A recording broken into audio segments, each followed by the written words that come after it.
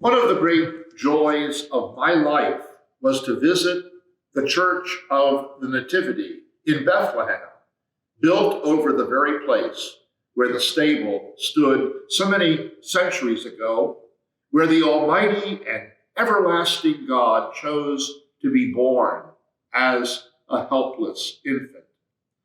The door to the church is very low, so low you have to bow down almost to your knees in order to enter.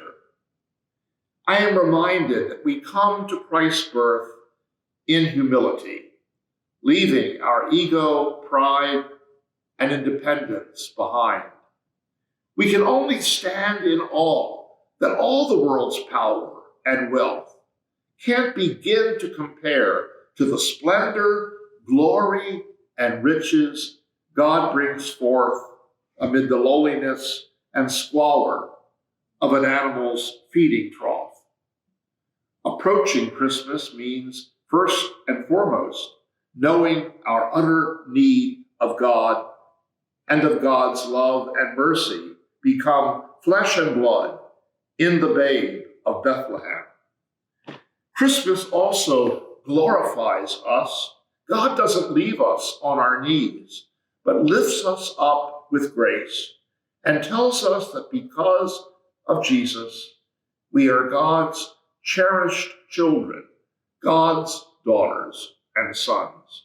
Our hearts and lives are filled with inexpressible joy as we hear in the first chapter of St. John's Gospel, and the Word became flesh and lived among us.